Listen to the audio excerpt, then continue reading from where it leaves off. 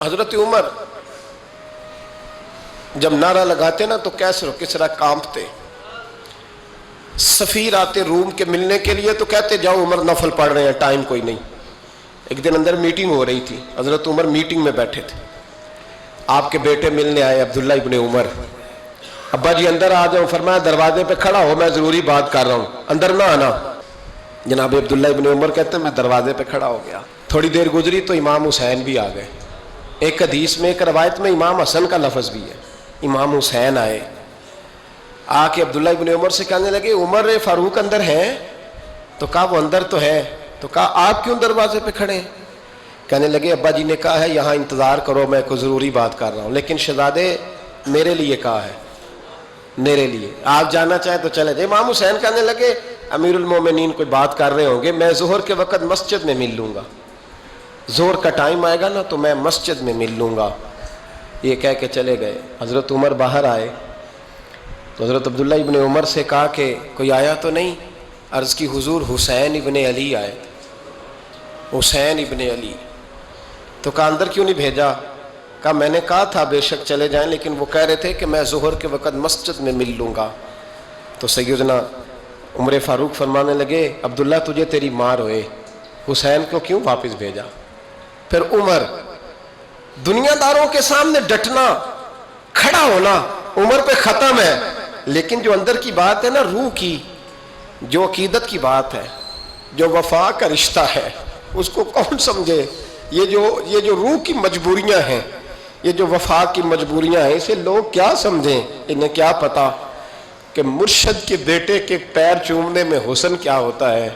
انہیں کیا پتا کہ جب استاد کا بیٹا گھر میں آتا ہے تو دل کرتا ہے مکان بیچ کے اسے دے دیں، اس کے باپ کی نیکیاں بڑی ہیں.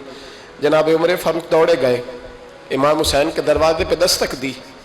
امام حسین باہر رکھا. شہزادے یار ملنے آئے تھے، بغیر ملے کیوں آ گئے؟ عرض کی کہ آپ مصروف تھے، آپ کے اپنے بیٹے بھی دروازے پہ کھڑے تھے تو میں واپس آ گیا. امام حسین کہتے ہیں عمر جذبات میں آ گئے، سر سے پگڑی گر گئی. کہنے لگے حسین میرے بیٹے کا اور حسین کا کیا مقابلہ؟ کیا اس کی ماں کا نام فاطمہ الزہرا ہے؟ کیا اس کی نانی کا نام ختیجۃ الکبریٰ ہے؟ کیا اس کے نانے کا نام محمد مصطفیٰ ہے؟ اور پھر سر سے پگڑی اتری تھی، اپنے بال زور سے پکڑ لیے. کہنے لگے حسین میں نا مکے میں اونٹ چرایا کرتا تھا اور ڈنڈوں سے مار کھاتا تھا اپنے باپ سے. یہ جو آج ساری دنیا میں عمر کے نعرے لگتے ہیں یہ تیرے نانے کا صدقہ ہے. شہزادے میری وفا اور میری وفا میں جب تیرا دل کرے نا دوڑ کے آ جایا کر. عمر تو لوگ ایک دن امام حسین نے آ کے نا جناب فاروق اعظم سے کہا، خطبہ دے رہے تھے بچوں کی طبیعت شروع میں، پتہ نہیں کیا بات آئی امام حسین کے دل میں. کہنے لگے عمر نیچے اترو، یہ میرے نانا کا ممبر ہے. تو حضرت سیدنا عمر سنو، کبھی میرا بھی بچہ آ جائے تو میں کہتا ہوں اس کو پکڑو یار، بچوں کو تو نہیں نا جمعوں میں مطلب ذکر کیا جاتا، اترنا میرے نانے کا ممبر ہے. جناب عمر اتر کے نیچے کھڑے ہو گئے. تو کہا جا کے اپنے نانے کے ممبر پہ بیٹھ. تو حضرت عمر رو پڑے. کہنے لگے شہزادے میرے نانے کا ممبر ہی کوئی نہیں ہے ہی نہیں. یہ ممبر، یہ مصلی، یہ تیرے نانے کی شان ہے. میرے نانے کا کوئی ممبر نہیں، تیرے ہی نانے کا ممبر ہے. تھوڑی دیر کھڑے رہے تو امام حسین کہنے لگے اچھا کوئی نہیں آپ کے نانے کا ممبر کا نہیں؟ کہا چلو پھر میرے نانے کے ممبر پہ بیٹھ جاؤ، چلو خیر ہے. کوئی نہیں آپ کے نانے کا؟ کہا نہیں. تو کہا کوئی نہیں پھر میرے نانے کے. جب حضرت عمر بیٹھے تو بڑا شاندار جملہ کہا. فرمانے لگے میں ممبر پر مرضی سے نہیں بیٹھا تھا، مجھے ابو بکر نے بٹھایا تھا، اور پھر حسین کے کہنے پہ میں اترا ہوں. اب مجھے حسین نے بٹھایا ہے، اب کسی کی جرت ہے تو عمر کو اتار کے دکھائے. اب میں حسین کا تیری نسل پاک میں.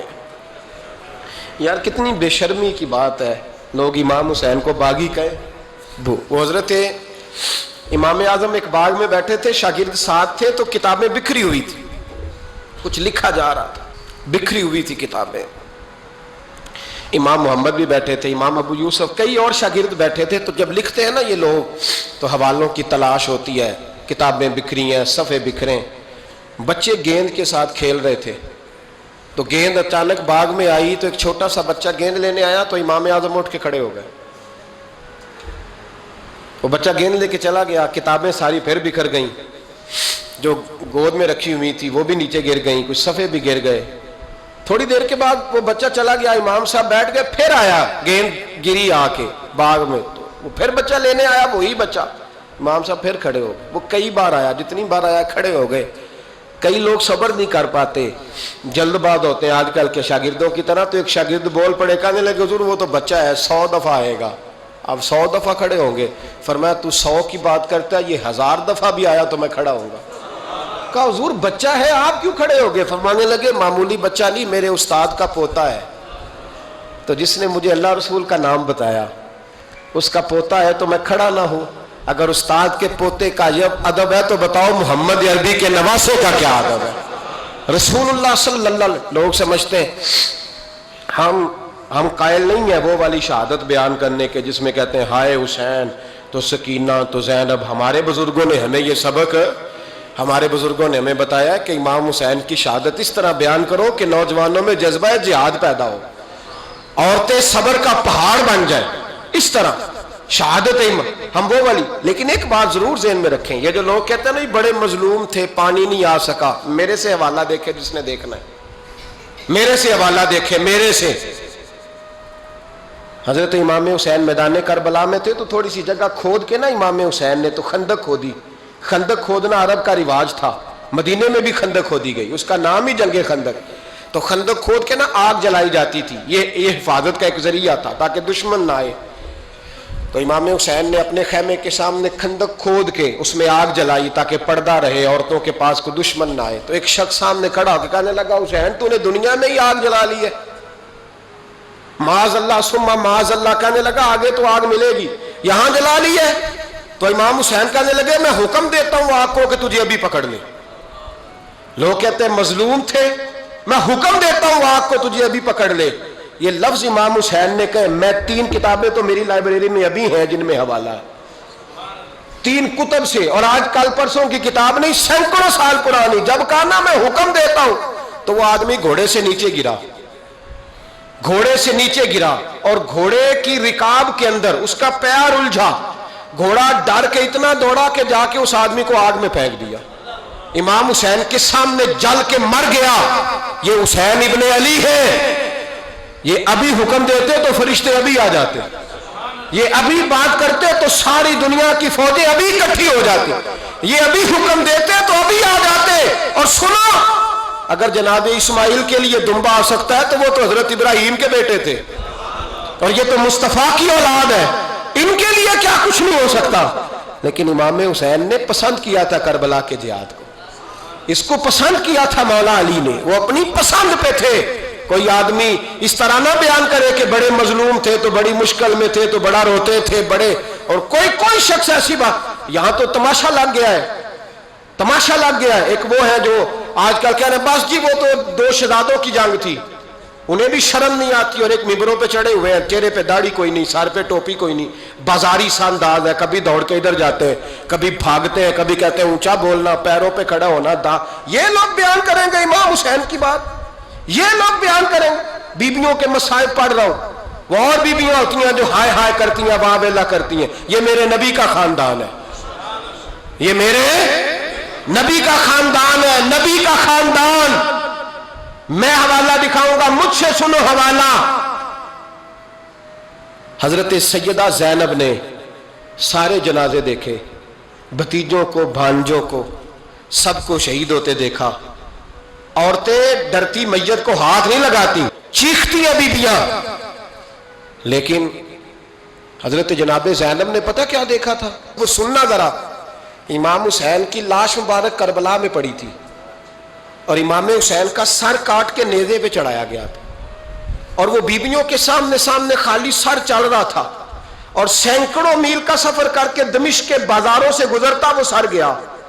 آج میں سر کی بات نہیں کرتا, سر کی. آپ مرد ہیں, جوان ہیں سارے, یہاں کسی کا کٹا ہوا ہاتھ پھینک دیا جائے نا, ہاتھ تو لوگ چیخے مار کے دوڑ جائیں گے. بلکہ ہاتھ تو دور رہا, کسی کی انگلی کاٹ کے یہاں پھینکی جائے تو لوگ چیخے مار کے مرد دوڑ جائیں گے.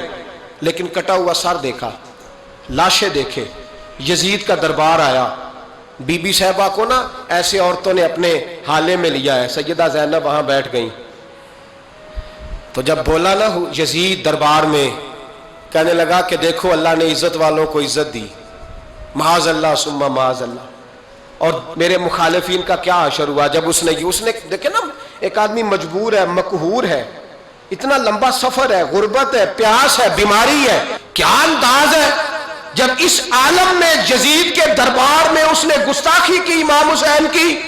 یہاں لوگ کہتے ہیں کسی کو کچھ نہ کہو، کہ کیوں نہ کچھ کہیں، جو سیدنا امام حسین کے بارے میں بات کرے گا زبانیں کھینچیں گے اس کی، جو صحابہ کے بارے میں بات کرے گا ہم کرنے دیتے ہیں؟ یہ کیا بات ہوئی؟ گستاخی کرنا، بے ادبی کرنا، یہ کون سا دین ہے؟ یہ تو تم بے دینی پھیلا رہے ہو۔ سنو، جب اس نے بے ادبی کی تو سیدہ زینب چپ نہیں رہی، بلکہ حضرت زینب بولی اور کھڑی ہوئی، اور آپ نے تلاوت کی قرآن مجید کی اور آیتیں پڑھی، کہنے لگی وَتُعِزُّ مَن تَشَاءُ وَتُذِلُّ مَن تَشَاءُ بِیَدِکَ الْخَیْرُ، اور آپ فرمانے لگی یزید تو کہتا ہے تیرے مخالفین پسپا ہو گئے، تجھے عزت ملی؟ آپ فرمانے لگے یہ تیرا دربار ہے نا، یہ تیرا سجا ہوا ہے نا، تیرا اس وقت ڈنڈا چلتا ہے نا؟ فرمانے لگی چند سال ٹھہر جا، تیرے اوپر لوگ لعنتیں برسائیں گے، اور فرمایا جب جمعے پڑھے جائیں گے تو لوگ میرے حسین کے نام کے خطبے پڑھیں گے۔ فرمایا آج یہ تیرا دربار ہے نا۔ حضرت نعمان بن بشیر صحابی رسول تھے، وہ کہتے ہیں میرے قریب ایک نابینا صحابی بیٹھا تھا، سنو سنو حوالہ میں دکھاؤں گا، کہنے لگے میرے قریب اس وقت یزید کے دربار میں ایک نابینا صحابی بیٹھے تھے، جب بی بی زینب نے یہ بات کی نا تو وہ نابینا صحابی میرا ہاتھ پکڑ کے کہنے لگے نعمان علی آ گئے ہیں، یہ تو علی کی آواز ہے، علی آ گئے، جبریل امی بول رہے ہوں جیسے، حکمت کے گوہر رول رہے ہوں جیسے، دربار دمشق میں وہ زینب کا خطاب منبر پہ علی بول رہے ہوں جیسے۔ کہنے لگے علی آ گئے، علی، یہ تو علی کی آواز ہے۔ جناب نعمان بن بشیر کہنے لگے نہیں، علی جب بولتے تھے تو بڑا رنگ ہوتا تھا، ابھی تو زینب کھل کے بول ہی نہیں رہی، ابھی تو زینب ستائی ہوئی ہے، ابھی تو زینب زخم کھا کے آئی ہے، ابھی تو زینب پیاسی ہے۔ کاش زینب تر و تازہ ہوتی اور زینب خطبہ پڑھتی تو علی کی طرح گرجدار آواز نکلتی، یزید کے محل کانپتے، جبریل امی بول رہے ہوں جیسے، حکمت کے گوہر رول رہے ہوں جیسے، دربار دمشق میں بی بی زینب کا خطاب منبر پہ علی بول رہے ہوں جیسے۔ وہ مسکینوں کی طرح منتیں نہیں کر رہے تھے، ہائے پانی ان کا مزاج ہی نہیں تھا، بلکہ وہ دلیر لوگ تھے، دلیر، اور بر موقع بر محل بولتے تھے۔ یزید آیا دربار میں، جب یہ سارا قافلہ وہاں پہنچا تو یزید دربار میں آیا، اور جب وہ دربار میں آیا تو بادشاہوں کا طریقہ ہے، گاڑیاں، اب ہمارے بادشاہوں نے روٹر والی گاڑیاں رکھی ہوئی ہیں، وہ یوں چلتی ہیں، شور ہوتا ہے پیچھے، اس زمانے میں کہا جاتا تھا با دبا ملاحظہ ہوشیار، پیچھے ہٹ جاؤ، نعرے لگنے لگے۔ تو یزید کا ایک ناخلف بیٹا امام زین العابدین سے کہنے لگا تیرا باپ کہاں ہے؟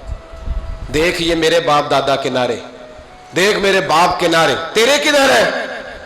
ابھی یہ بات شروع اس نے کی تھی کہ دمشق کی جامع مسجد میں زور کی اذان ہو گئی، اور جب مؤذن نے کہا نا اشہد ان محمد رسول اللہ، تو امام زین العابدین اس کا ہاتھ پکڑ کے کہنے لگے یہ میرے نانا کے نعرے لگ رہے ہیں، اگر تیرا ہے تو بتا، یہ میرے نانا کے نعرے ہیں۔ اور فرمایا تیرے باپ کے 2-2.5 سال لگیں گے، میرے نانے کے قیامت کے بعد بھی لگیں گے، میرے نانے کے نعرے قیامت کے یہ لگتے رہیں گے، لگ رہے ہیں اور لگتے تھے اور لگتے رہیں گے۔ میرے بھائی یاد رکھو، دلیری، ہمت، پہلی بات ان سے پیار کرنا ہے، دوسرا ان کی ہمت، ان کا مقام دلیری کرنا ہے، ان کا کام ہمت کرنا ہے، ان کا کام ڈٹ جانا ہے، کمزوری دکھانا اہل بیت کا طریقہ ہوتی۔ حضرت عباس کے بازوؤں میں درد ہوتی، جناب زینب پھر پریشان ہوتی ہیں کہ ہم تو اس بے حیائی کے خلاف لڑے اور امت ابھی یہ گند کر رہی ہے۔ جو چوکوں میں کھڑا ہوتا ہے نا عورتوں کو تاڑتا ہے، وہ یزید کے طریقے پہ عمل کرتا ہے۔ یہ دلائل ہے، آپ سوچ لیں، اندازہ کر لیں کہ ہم نے کس جماعت میں کھڑے ہونا ہے، اس لیے گند سارا نکالیں۔ امام حسین کا ایک پیغام آج اپنانا بڑا ضروری ہے۔ امام حسین نے سر سجدے میں کٹایا، اور قرآن کی تلاوت نیزے کی نوک پہ بھی جاری رہی ہے. اس لیے آج کم از کم 10 نفل امام حسین کی سنت سمجھ کے ضرور پڑھیں گے انشاءاللہ. جنہوں نے روزہ رکھا ہے بڑا اچھا کیا ہے. چلو جو نہیں رکھ سکے پھر بھی نفلی ہے، کوئی فرض نہیں. کم از کم 3 دفعہ سورت یاسین کی تلاوت آج ضروری ہے امام حسین کے لیے. کریں گے انشاءاللہ تعالی. اگر وہ نیزے کی نوک پہ پڑھ سکتے ہیں تو آپ ان کی خاطر بھی تو پڑھ ہی سکتے ہیں نا. تو بہت ضروری کام آج نفل پڑھنا ہے، اور بہت ضروری کام آج قرآن پاک کی تلاوت کریں گے انشاءاللہ تعالی.